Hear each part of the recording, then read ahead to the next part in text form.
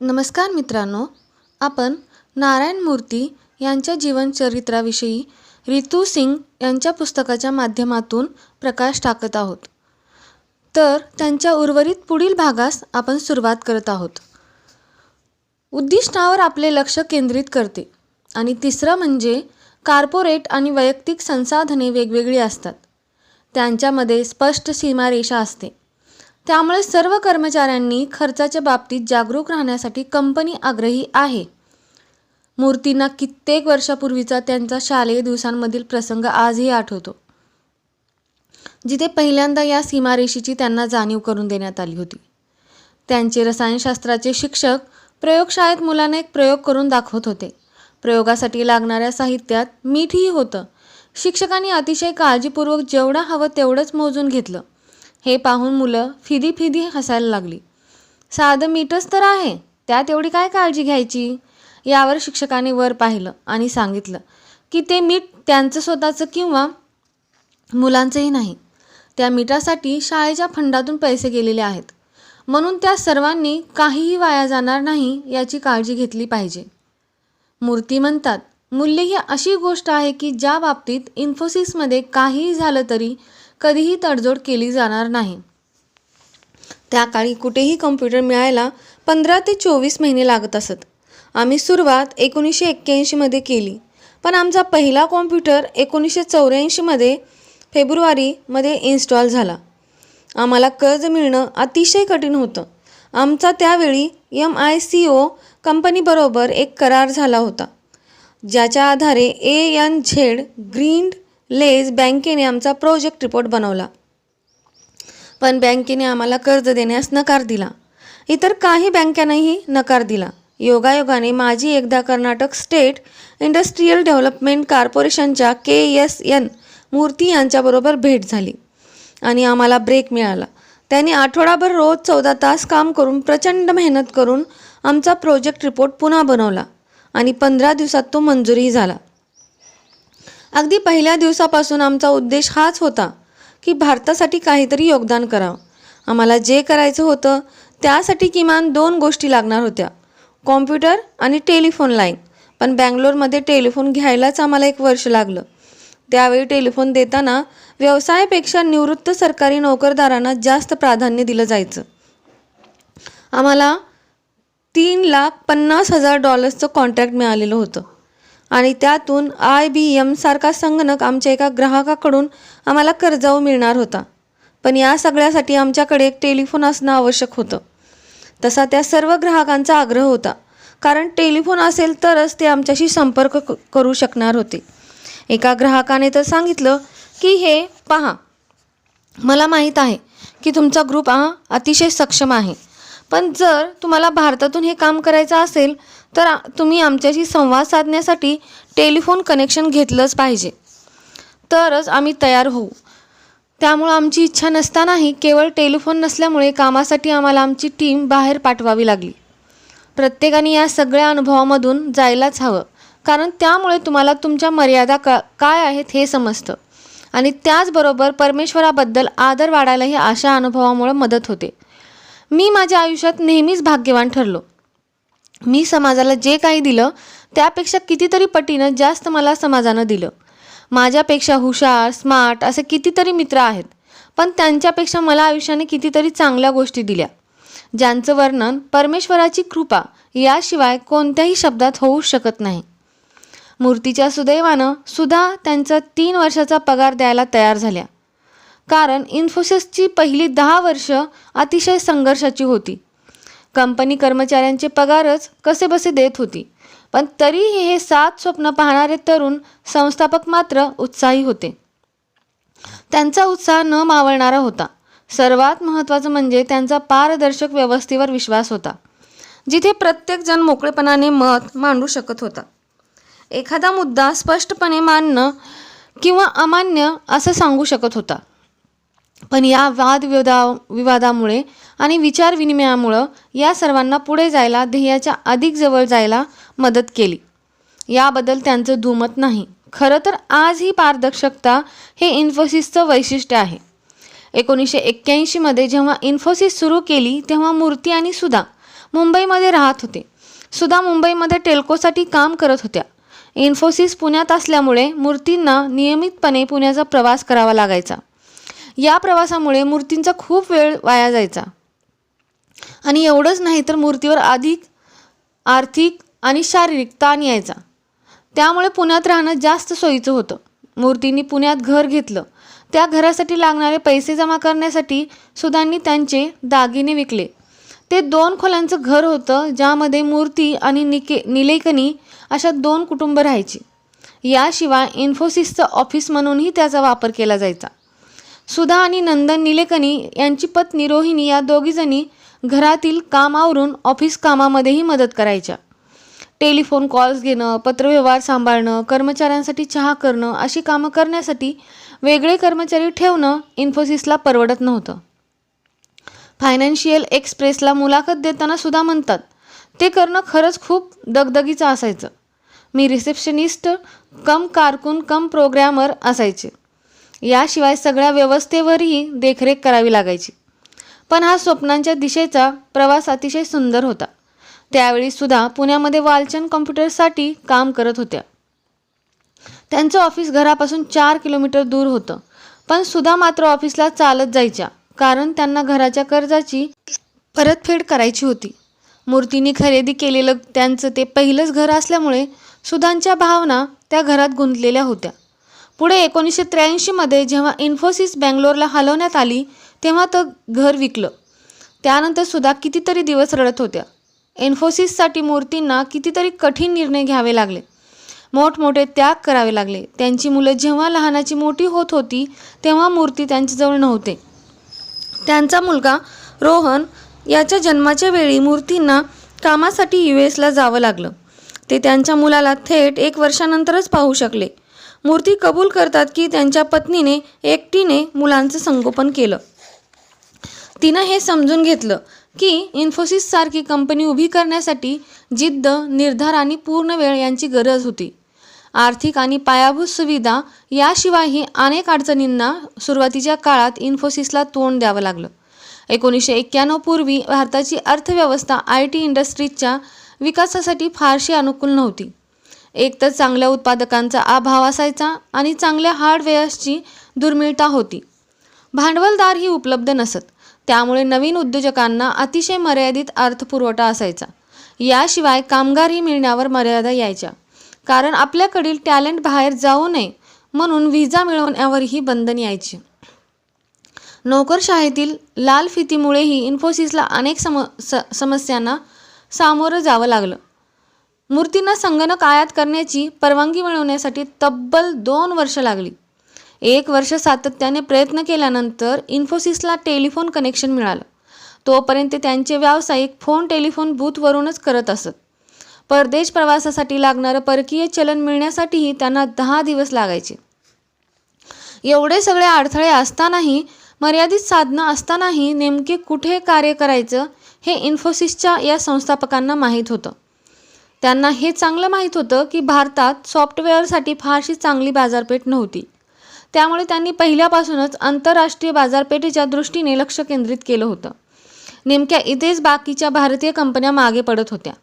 परदेशातील ग्राहक मिळवणं काही इन्फोसिससाठी सोपं नव्हतं, कारण बाजारपेठेतील एक नवीन सेवा पुरवणारी कंपनी असल्यामुळे इन्फोसिस कशी गुणवत्तापूर्ण सेवा पुरवते हे ग्राहकांना पटवून द्यावं लागत असे. US मधल्या स्थानिक कंपन्या आणि इतर देशातील कंपन्याशी इन्फोसिसला स्पर्धा करावी लागत असे. त्यावेळी मूर्ती भारतातून राहून नवीन ग्राहक मिळवणे, कॉर्पोरेट ऑफिस सांभाळणे तसेच इतर गोष्टी सांभाळत तर त्यांचे इतर सहकारी US महिने राहून ग्राहकांचे काम करत असत. कमी खर्चात भागवण्यासाठी ते अतिशय स्वस्तातल्या जागेत राहत, स्वतःचं अन्न स्वतः शिजवत, पायी किंवा बसने प्रवास करत, ज्यामुळे ते पैसे वाचवू शकत असत. बऱ्याच वेळा मूर्तींना आणि त्यांच्या सहकाऱ्यांना परदेशी कंपन्याकडून नोकरीच्या संधी येत, ऑफर्स येत, पण तरीही ते सर्वजण इन्फोसिसमध्येच राहण्याची निवड करत. इकडे मूर्तींनी साधी राहणी आणि उच्च विचारसरणी अनुसरून एक आदर्श स्थापित केला. असं म्हणतात की ते त्यांच्या पहिल्या क्लायंटला भेटायला सायकलवर गेले होते. सगळ्यात महत्त्वाचं म्हणजे साधी राहणी हे केवळ त्यांच्या दिसण्यातच नव्हतं, तर तो त्यांच्या व्यक्तिमत्वाचा एक अविभाज्य घटक होता. मूर्तींचा मुलगा 12 वर्षाचा होईपर्यंत त्यांच्या घरी TV नव्हता. आजही ते महागडे कपडे वापरत नाहीत. ते नेहमी इकॉनॉमी क्लासनेच प्रवास करतात. ही साधी राहणी त्यांनी आपल्या जीवनात पुढे चालू ठेवली. ते आजही बेंगलोरमधील होसर रोड येथील 3 बेडरूमच्या फ्लॅटमध्ये राहतात. साहजिकच त्यांची ही मूल्ये आपोआपच वरपासून खालपर्यंत झिरपली आणि कंपनीचा एक अविभाज्य घटक बनली. इन्फोसिसला जगातील अव्वल वर्ल्ड क्लास कंपनी बनण्यासाठी आणि जागतिक बाजारपेठेत घट्ट पाय रोवण्यासाठी मूर्तींनी कंपनीमध्ये पाळण्यासाठी काही नियम बनवले. त्यातील पहिला नियम म्हणजे त्यांच्या कंपनीने बनवलेले सॉफ्टवेअर हे परिपूर्ण असलं पाहिजे. ग्राहकांच्या सर्व गरजा त्याने पूर्ण केल्या पाहिजेत. त्यांच्या सेवेची गुणवत्ता सर्वोत्तमच असली पाहिजे. आणखी एका मुद्द्याबाबत ते आग्रही असतात. ते म्हणजे त्यांनी बनवलेले सॉफ्टवेअर स्थानिक किंवा फक्त देशापुरतंच नसावं, तर ते जागतिक असावं. जगात कुठूनही ते ऑपरेट करता यावं, कारण त्यांचे जगभरात सगळीकडेच ग्राहक आहेत. कमी किंमत हे इन्फोसिसचं आणखी एक फायदेशीर वैशिष्ट्य. भारत हा इतर देशांच्या तुलनेत स्वस्त असल्यामुळे इन्फोसिसला हे शक्य झालं. इन्फोसिसने 1982 आपले पहिले कर्मचारी कामावर घेतले. ते IIT चेन्नईमधले 3 तरुण इंजिनियर्स होते. मूर्ती ती आठवण सांगतात की आमच्याकडे आमच्या कर्मचाऱ्यांना देऊ करायला फारसं काही नव्हतं. त्यामुळे आमच्याकडे कुशल, बुद्धिमान लोक आकर्षित होणं कठीणच होतं. जास्तीत जास्त मी काय देणार तर प्रचंड शिकण्याची व प्रगती करण्याची संधी आणि काम करण्याचं असं वातावरण जिथे आव्हानाची कधीच कमतरता नसेल. कामावर हजर झाल्यानंतरच्या त्यांच्या प्रतिक्रिया आजही मूर्ती विसरले नाहीत. पहिल्या दिवशी जेव्हा त्यांनी कामाची जागा पाहिली तेव्हा ते आश्चर्यचकित झाले होते. त्यांना तिथं आल्यावर समजले की जिथे त्या तिघांनाही माझ्याबरोबर काम करायचं होतं ते ऑफिस म्हणजे माझ्या छोट्याशा घराची बेडरूम होती. पण तरीही स्वतःचं अस्तित्व सिद्ध करण्याच्या आमच्या जिद्दीची त्यांनाही लागण झाली आणि ते तरुण आमच्याबरोबर काम करू लागले. इन्फोसिसच्या कर्मचाऱ्यांना सुरुवातीला भारतातल्या ऑफिसमध्ये प्रशिक्षण दिलं जात असे आणि नंतर US ला प्रत्यक्ष कामाच्या जागी ग्राहकांकडे पाठवलं जात असे. जरी सर्व उत्पन्न परदेशी बाजारपेठेतून येत असलं तरीही इन्फोसिसकडे मात्र ना स्वतःचा संगणक घेण्याची क्षमता होती, ना तो ठेवण्यासाठी जागा. पण अशा किरकोळ अडथळ्यांनी काय मूर्ती आणि त्यांची टीम हारणार होती? त्यांच्या स्वभावधर्माप्रमाणे संस्थापकांनी या साधनाच्या मर्यादेवर एक सोपा उपाय शोधून काढला. इन्फोसिसने आपला संगणक खरेदी केला आणि तो भारतातील त्यांच्या ग्राहकाच्या जागेत इन्स्टॉल केला. यावर वरकडी म्हणजे कॉम्प्युटर तिथे ठेवण्याच्या बदल्यात त्यांनी आपले तांत्रिक ज्ञान त्यांना दिले आणि तोच कॉम्प्युटर नवीन कर्मचाऱ्यांना प्रशिक्षित करण्यासाठी आणि नवीन उत्पादन विकसित करण्यासाठी वापरला जात असे. यामुळे एकाच दगडात 2 पक्षी मारले गेले. कर्मचाऱ्यांना प्रशिक्षित करण्यासाठी आवश्यक असणाऱ्या साधनांची, महसुलाची पूर्तता ही झाली आणि त्याचवेळी त्याच्या ठेवण्याच्या आणि मेंटेनन्सचा प्रश्नही सुटला. घटनांची साखळी आता वेग घेऊ लागली होती.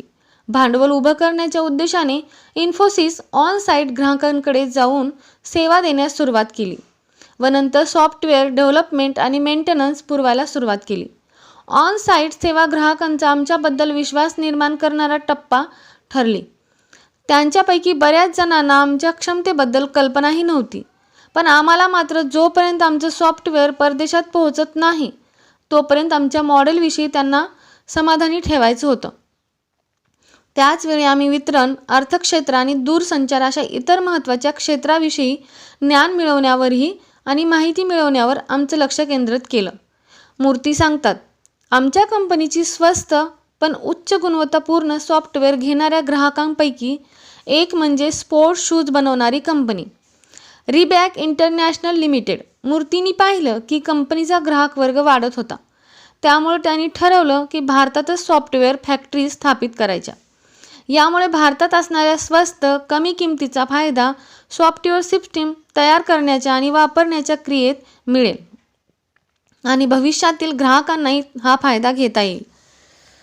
1983 इन्फोसिसने आपलं मुख्य कार्यालय बँगलोरला हलवलं. बँगलोरमध्ये मुख्य कार्यालय स्थापन करणारी ती पहिली सॉफ्टवेअर कंपनी होती. या निर्णयामागे अनेक कारणं होती. पुणे आणि मुंबईच्या तुलनेत बँगलोर बरंच स्वस्त शहर होतं. शिवाय तेथील दळणवळणाची, संवादाची साधनं आणि पायाभूत सुविधाही त्या तुलनेत चांगल्या होत्या. शिवाय त्या शहरात इतरांशी जोडणारी साधनंही चांगली होती. चांगली कनेक्टिव्हिटी होती, ज्यामुळे इन्फोसिसला आपला खर्च कमी करणं शक्य झालं आणि आपोआपच नफा वाढला. बँगलोरला जाण्याने इन्फोसिसला अजून एक फायदा झाला. दक्षिण भारतात अनेक अभियांत्रिकी महाविद्यालय असल्यामुळे तेथून इन्फोसिसला नव्या पिढीतील कर्मचारी नियुक्त करणं शक्य व्हायचं. त्यावेळी तातडीचं आणि सर्वात महत्त्वाचं कारण होतं ते म्हणजे इन्फोसिसला एका जर्मन मेकॅनिकल इंजिनिअरिंग कंपनीचं MICOचं काम मिळालं होतं. त्या कंपनीची आट होती की हे काम बँगलोरमध्येच झालं पाहिजे. नारायण मूर्ती आणि NS राघवन जेव्हा MICOच्या ऑफिसमध्ये करारावर सही करण्यासाठी गेले तेव्हा ते त्यांच्या एका मित्राच्या स्कूटरवरून गेले होते. ते पाहून MICOचे संचालक आश्चर्यचकित झाले होते व त्यांनी मूर्तींना पुढच्या वेळी टॅक्सीने या असं सांगितलं होतं. त्यावेळी सुधांना औपचारिकपणे इन्फोसिसमध्ये काम करायची इच्छा होती, पण मूर्ती याच्या विरोधात होते. त्यामागे 2 कारणं होती. पहिलं म्हणजे जर त्या दोघांनी इन्फोसिसमध्ये काम केलं असतं तर त्यांच्या मुलांकडे दुर्लक्ष झालं असतं, जे मूर्तींना मान्य नव्हतं. दुसरं म्हणजे खरं तर सुधा इन्फोसिसमध्ये काम करण्यासाठी योग्यतेच्या होत्या. इतर संचालकांनाही त्यांचं स्वागतच केलं असतं, पण त्या केवळ मूर्तींच्या पत्नी आहेत म्हणून त्यांना इन्फोसिसमध्ये घेतलं गेलं असं कोणालाही वाटू नये असं मूर्तींना वाटत होतं. मूर्तींनी सुधांना सांगितलं की आपल्या दोघांपैकी एक कोणीतरी इन्फोसिसमध्ये काम करेल. जर सुधानी इन्फोसिसमध्ये काम केलं तर ते स्वतः इन्फोसिस सोडतील. सुधानी इन्फोसिस जॉईन न करण्याचा निर्णय घेतला. त्यांनी केवळ मूर्तींसाठी हा त्याग केला, कारण मूर्तींची स्वप्न स्वतःच्या स्वप्नांपेक्षा जास्त महत्त्वाची आहेत अशी सुधांची खात्री होती. 4 वर्षानंतर इन्फोसिसला त्यांचा पहिला परदेशी क्लायंट मिळाला, डाटा बेसिक्स कॉर्पोरेशन US. आणि त्याच वर्षी इन्फोसिसने त्यांचं USमध्ये फ्रेमंट कॅलिफोर्निया इथे पहिलं ऑफिस सुरू केलं, जे आता USमधलं मुख्य कार्यालय आहे. 1989मध्ये अशोक अरोराने इन्फोसिस सोडलं आणि USमधील एक सॉफ्टवेअर कंपनी जॉईन केली. एकाच वेळी इतके सगळे चेंडू हवेत ठेवायचे म्हटल्यावर एखादा खाली पडणं साहजिक होतं. 1989मध्ये एक वेळ अशी आली जेव्हा इन्फोसिस दिवाळखोरीच्या उंबरठ्यावर होती. मूर्ती सांगतात, 1990 सालच्या थंडीच्या दिवसात एका गारठून टाकणाऱ्या सकाळी इन्फोसिसच्या 7 संस्थांपैकी 5 जण बेंगलोरच्या छोट्याशा कार्यालयात जमले होते. समोर निर्णय होता तो म्हणजे $1 दशलक्ष या मोहक किमतीला इन्फोसिसची विक्री. भारतासारख्या व्यवसायासाठी पोषक नसणाऱ्या देशातील 9 वर्षाच्या कष्टानंतर आम्हाला जरा चांगल्या पैशाचा प्रस्ताव आला होता. ते पाहून आम्ही थोडे खुश होतो. मी माझ्याहून वयाने लहान असणाऱ्या माझ्या सहकाऱ्यांना त्यांच्या भविष्यातील योजनांविषयी बोलू दिले. आमच्या आजपर्यंतच्या प्रवासातील क्लेश, यातना आणि भविष्यातील आव्हान यावरची चर्चा जवळजवळ 4 तास चालली. मी अजून एक शब्दही बोललो नव्हतो. शेवटी माझी बोलण्याची वेळ आली. मी 1981मध्ये मुंबईच्या छोट्याशा अपार्टमेंटपासून सुरू झालेल्या प्रवासाबद्दल बोलायला सुरुवात केली. त्यावेळी कसे आपण संकटांनी, आव्हानांनी घेरलो गेलो होतो, पण तरी त्यावेळी माझा विश्वास होता की आपण पहाटेपूर्वीच्या काळोखामध्ये आहोत. त्यानंतर मी धिटाईनं म्हटलं की जर त्या सर्वांचा झुकाव कंपनी विकण्याकडे असेल तर मी म्हणालो, जरी माझ्या खिशात एक पैसाही नसला तरी मी माझ्या सगळ्या सहकाऱ्यांना विकत घेईन. तिथे शांतता पसरली. नंतर माझ्या या अविचारी धाडसाबद्दल सर्वांनी आश्चर्य व्यक्त केलं, पण मी मात्र शांत झालो. नंतर कित्येक तासांच्या माझ्याशी केलेल्या वादविवादानंतर त्यांची मनं बदलली. मी त्यांना कळकळीनं सांगितलं की जर आपल्याला एक महान कंपनी निर्माण करायची असेल तर आपल्यात आत्मविश्वास आणि आशावाद असायला हवा. काही वेळातच ते सर्व म्हणाले, आम्ही तुझ्याबरोबर आहोत. त्या दिवसापासून आम्ही कधीही कंपनी बंद करण्याचा, थकण्याचा, माघार घेण्याचा विषयही काढला नाही आणि आमची घोडदौड पुन्हा सुरू झाली. एका नवीन उत्साहाने आणि निर्धाराने, दुप्पट प्रयत्नांनी ध्येय मिळवण्यासाठी सर्वजण कामाला लागले. सुदैवाने लवकरच परदेशी चलनाच्या समस्येने भारताला त्याचे धोरण खुले करावे लागले. उदारमतवादी बनवावे लागले. आधी असणारी जवळजवळ सर्व बंधनं काढून टाकली गेली. त्यामुळे लोक, भांडवल आणि संकल्पना बाहेर नेणं सोपं झालं. आता इन्फोसिस सॉफ्टवेअर इंजिनियर्सना पुन्हा एकदा त्यांचे ग्राहक मिळवणं सोपं झालं. इन्फोसिसमध्ये व्यवस्थापनाला सुद्धा नवी दिल्लीमध्ये नियमांसाठी तासनतास द्यावे लागले नाहीत. आता परदेशी भांडवलासाठीही मार्ग खुला झाला, कारण IT इंडस्ट्रीला सुद्धा इतर कंपन्याप्रमाणे भाग विक्री करून भांडवल उभारता येणार होतं. 1991 सालापासून विजयानंदाची वर्ष सुरू झाली. त्यानंतर मात्र मागे वळूनही पाहिलं नाही. GE, रिबॉक आणि नॉर्टेल सारख्या मोठमोठ्या कंपन्यांनी त्यांचं लक्ष भारताकडे केंद्रित केलं. 1992 मध्ये इन्फोसिसने आपलं नाव एक पब्लिक लिमिटेड कंपनी म्हणून नोंदवलं आणि मग इन्फोसिसच्या शिरपेचात अनेक तुरे रोवले गेले, जे तुम्ही पाहतच आहात. आंतरराष्ट्रीय मैदान. पाश्चिमात्य जगतात जवळजवळ सगळीकडे ITचा बूम आधीचा सुरू झाला होता आणि त्याचा परिणाम भारतावरही होऊ लागला होता. मात्र भारतामध्ये या क्षेत्रातील इन्फोसिस ही एकमेव खेळाडू होती, पण तरीही अजून लहानच होती. ती एक केवळ अंतप्रेरणा होती, ज्यामुळे नारायण मूर्तींना या क्षेत्रात उडी घेतली की एक व्यवस्थित भविष्याविषयीचा दृष्टिकोन, की एक अंधारात अंदाजे मारलेला तीर. खरं म्हणजे त्यांनी आंतरराष्ट्रीय स्तरावरील IT व्यवसायाच्या प्रगतीचा सखोल अभ्यास केला होता आणि ज्या क्षेत्राला पुढे मिळणाऱ्या यशाचे संकेत त्यांनी आधी ओळखले होते. खरं तर IT इंडस्ट्रीला अनेक पैलू आहेत. त्यामध्ये हार्डवेअर, सॉफ्टवेअर आणि त्यांच्याशी संबंधित इतर सेवांचाही समावेश होतो. या इंडस्ट्रीचा जन्माचा मागोवा घ्यायचा तर आपल्याला पाठीमागे 1946 मध्ये जावं लागेल, जेव्हा मूर स्कूल ऑफ इंजिनिअरिंग, पेन्सिल्व्हेनिया विद्यापीठ, फिलाडेल्फिया इथे ENIAC हा पहिला संगणक निर्माण केला गेला. आजकाल आपण छोट्याशा जवळजवळ न दिसणाऱ्या मायक्रोचिप्स गृहीत धरतो, पण पहिला संगणक मात्र अतिशय अवजड होता. त्याच्या वायर्स आणि इतर सर्व भाग मिळून त्या संगणकाने अख्खी एक खोली भरायची. त्यानंतर संशोधनाची मालिका सुरू झाली, ज्यामुळे IT उद्योगातील विक्री उलाढाल 1980च्या दरम्यान $55 दशलक्ष वर पोहोचली. 1948 मध्ये जगाला ट्रान्झिस्टरच्या रूपाने एक श्राव्य वरदानच लाभले आणि अतिशय उपयोगी असे इंटिग्रेटेड सर्किट 1958 मध्ये तयार झाले. आणि मग 1970च्या दशकात अजून एक आश्चर्यजनक निर्मिती झाली, मायक्रो प्रोसेसर्स. मग अजून एक अंतिम टप्पा म्हणजे 1970च्या दशकाच्या शेवटी व्यक्तिगत संगणक म्हणजे पर्सनल कॉम्प्युटर ची ओळख सगळ्या जगाला झाली. त्याचा परिणाम म्हणजे उद्योगाच्या प्रगतीला गती प्राप्त झाली. त्या काळात प्रचंड तंत्रज्ञान आणि एकाधिकार असणारी IBM या उद्योगातील बिग ब्लू म्हणून ओळखली जाऊ लागली. पण त्यानंतर लगेच अनेक कंपन्यांची निर्मिती झाली, जसे की मायक्रोसॉफ्ट, ॲपल कॉम्प्युटर, सन मायक्रो सिस्टीम्स आणि ओरॅकल कॉर्पोरेशन. पुढील केवळ 20 वर्षातच IT उद्योगाच्या उत्पन्नाने $360 अब्ज आकडा ओलांडला आणि तो जगातील एकमेव सर्वात मोठा उद्योग ठरला. सर्व विकासावर बारीक लक्ष ठेवून मूर्तींनी हळूहळू पण सातत्याने आपल्या कंपनीला कॉर्पोरेटच्या या स्पर्धेत पुढे नेले. क्षितिज खूप लांब आहे, पण आपण तिथे नक्की पोहोचू शकतो हे त्यांना चांगलंच माहीत होतं. परिपूर्णतः मूळ स्वभाव असणाऱ्या मूर्तींनी झटपट पैसा मिळवण्यासाठी शॉर्टकट्स न घेता वेळच्या कसोटीवर टिकून राहील असा संघ टीम तयार करण्यावर आपले लक्ष केंद्रित केले.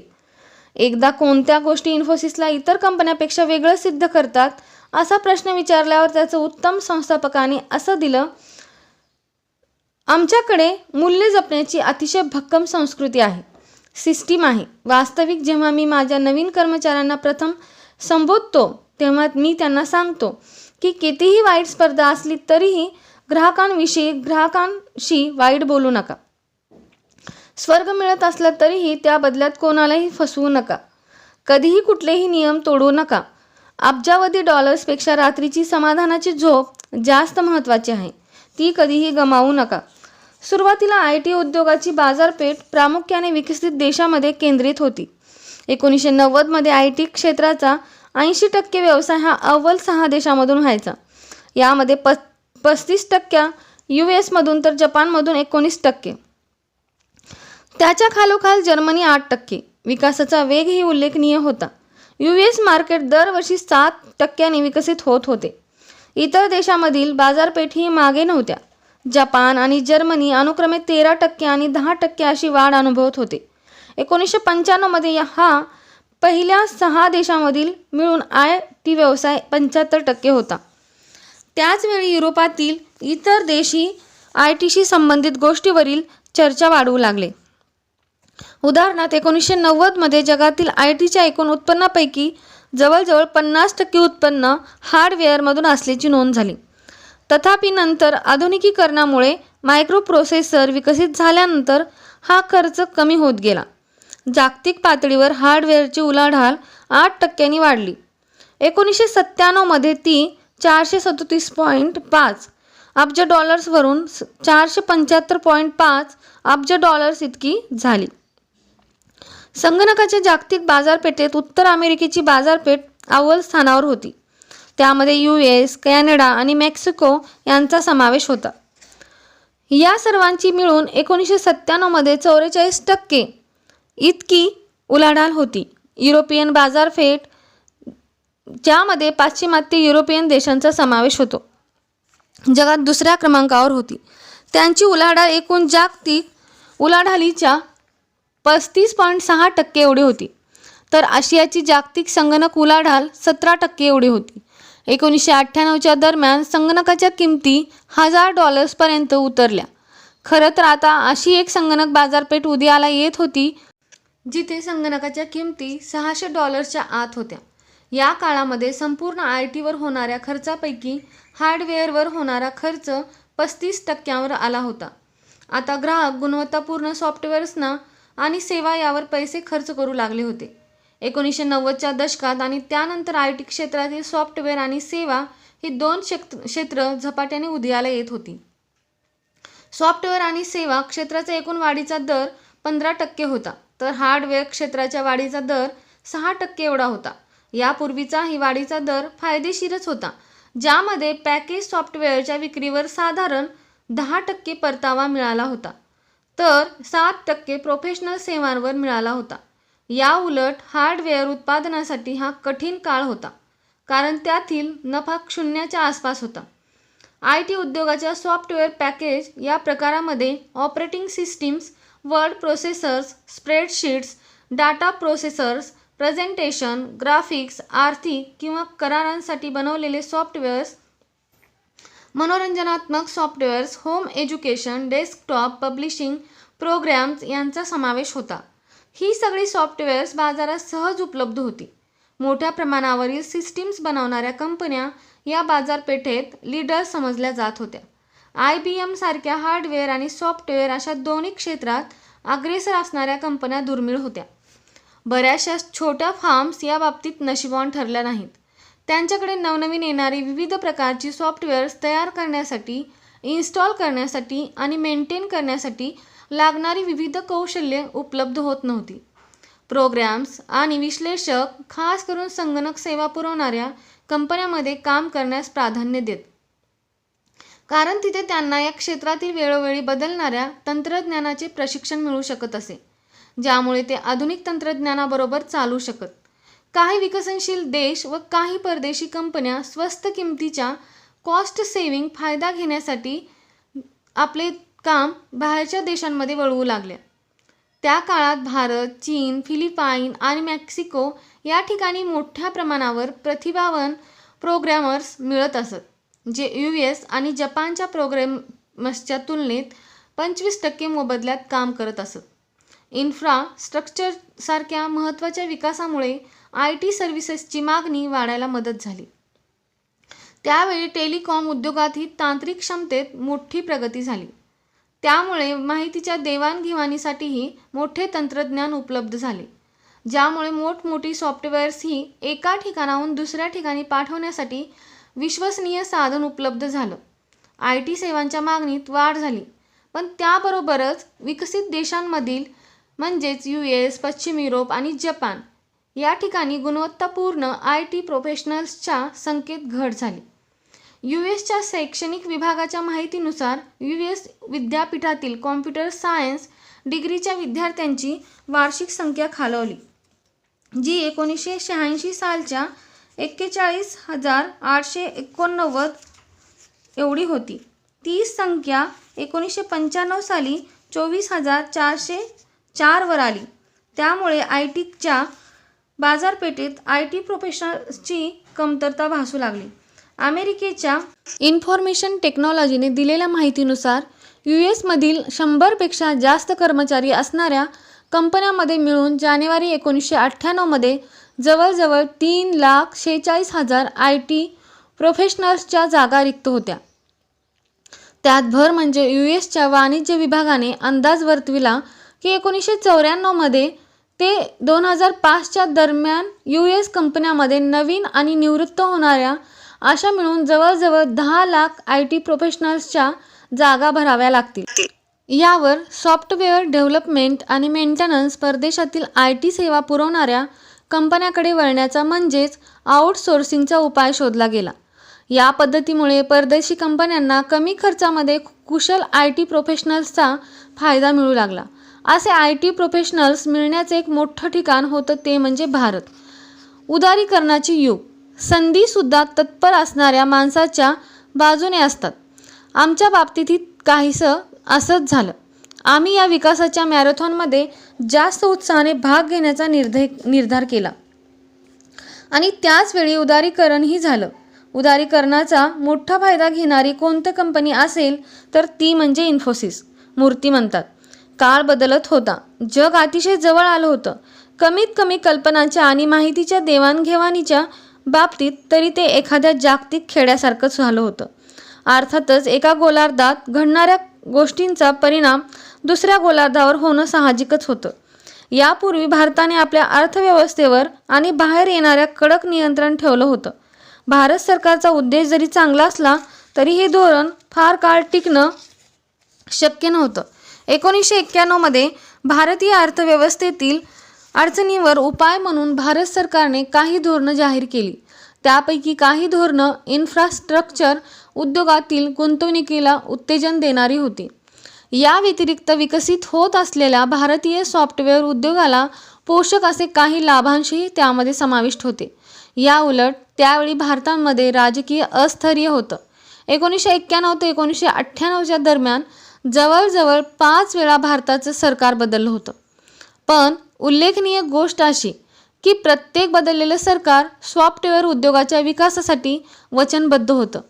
त्याची परिणिती म्हणजे मे 1998 मध्ये national task force on information technology ही संस्था सरकारने स्थापन केली.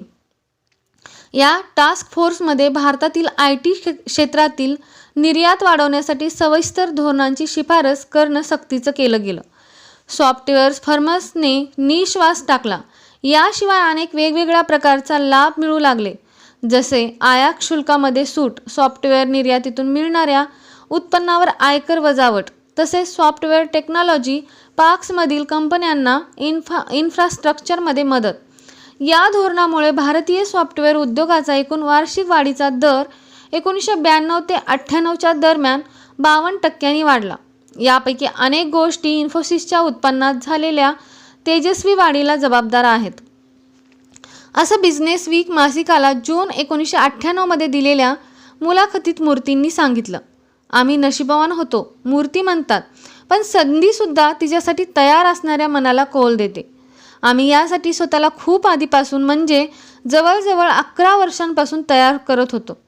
त्यानंतर ते घडलं आणि आम्ही दोन्ही हातांनी ती संधी कवेत घेतली. जागतिक आय टी उद्योगाच्या नकाशावर भारताचं स्थान दिसू लागलं होतं आणि ते वाढत चाललं होतं. 1997 मध्ये जागतिक बँकेने US सॉफ्टवेअर कंपन्यांचा एक सर्वे केला. त्या सर्वेनुसार US कंपन्यांसाठी सॉफ्टवेअर डेव्हलपमेंट किंवा इतर आय टी प्रोजेक्ट्स आउटसोर्स करण्यासाठीच्या ठिकाणांमध्ये भारत अग्रगण्य होता. National association of software and service कंपनीजने नमूद केले की भारताला सॉफ्टवेअर आणि सॉफ्टवेअर सेवा यांच्या निर्यातीतून मिळणारे उत्पन्न 1977 ते 1998 मध्ये 64 अब्ज होते.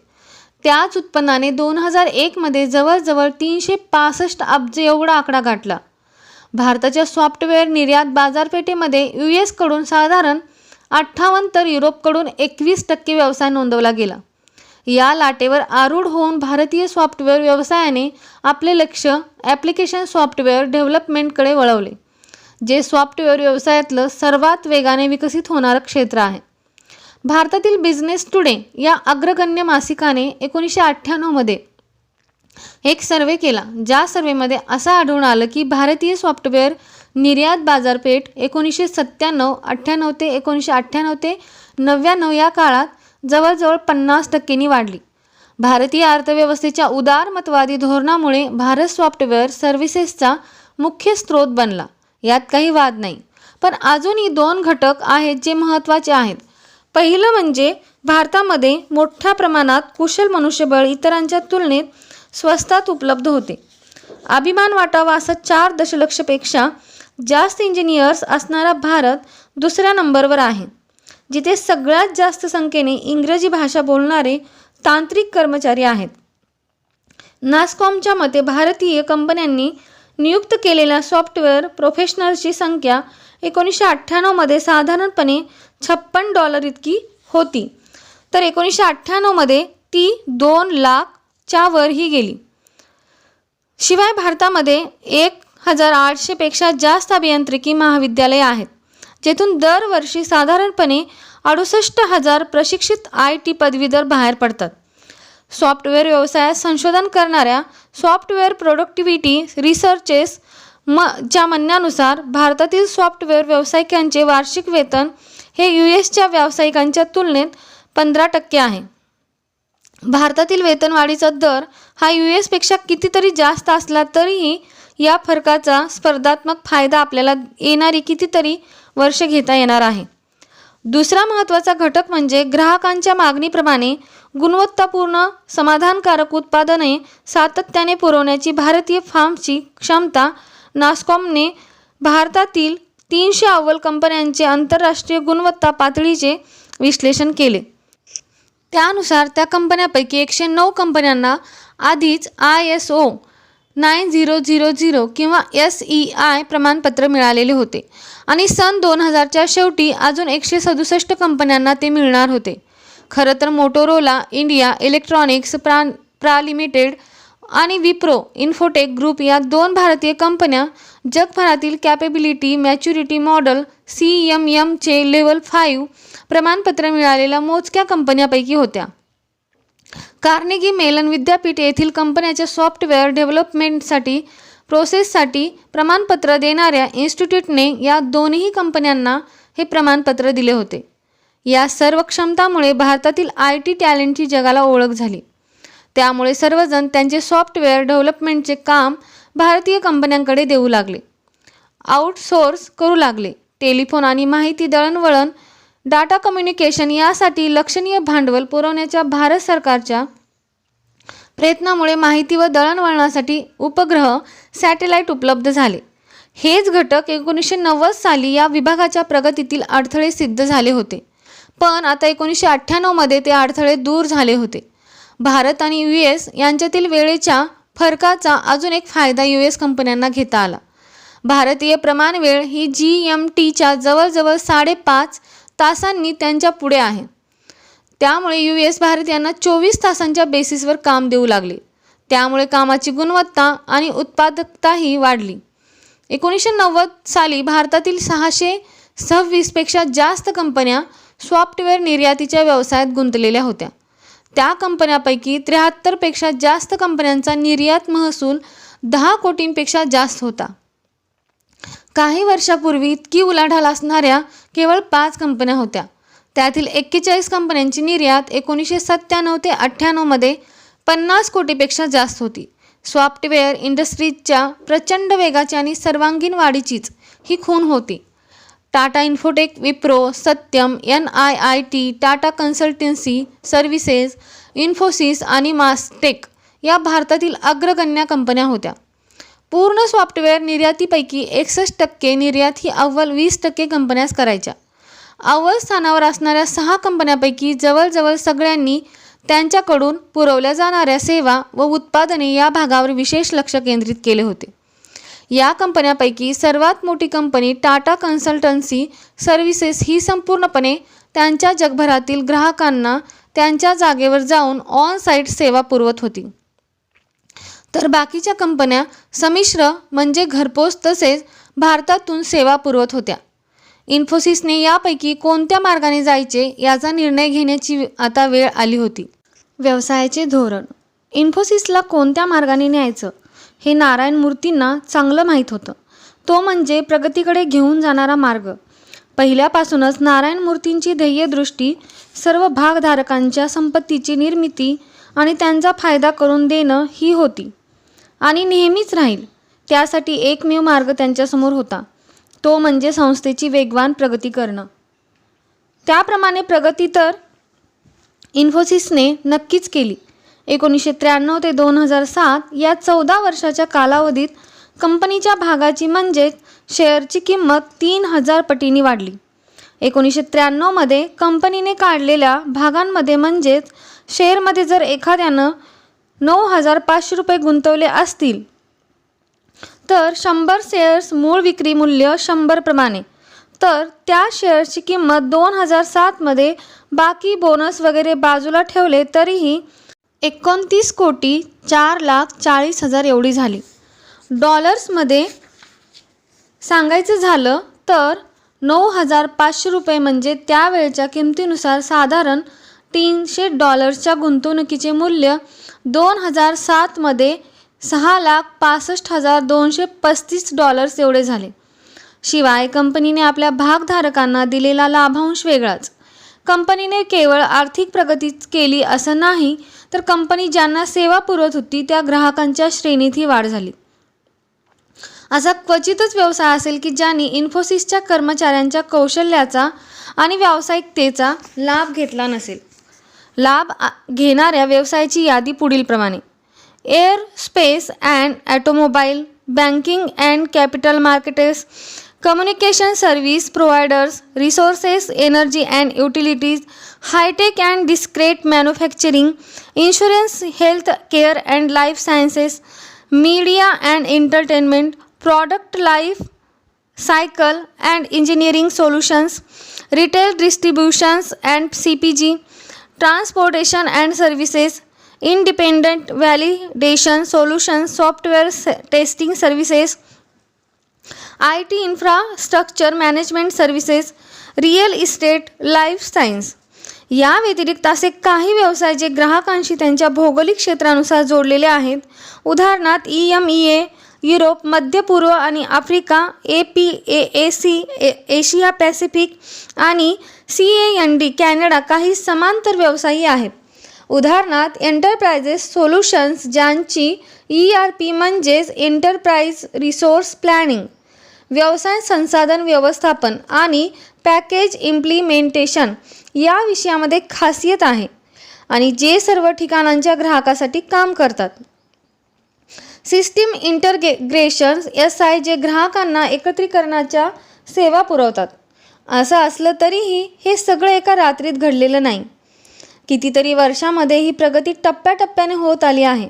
खास करून 1993 नंतर फेब्रुवारी 1993 मध्ये इन्फोसिसने भारतीय शेअर बाजारामध्ये आपल्या भाग विक्रीचा प्रारंभिक प्रस्ताव मांडला.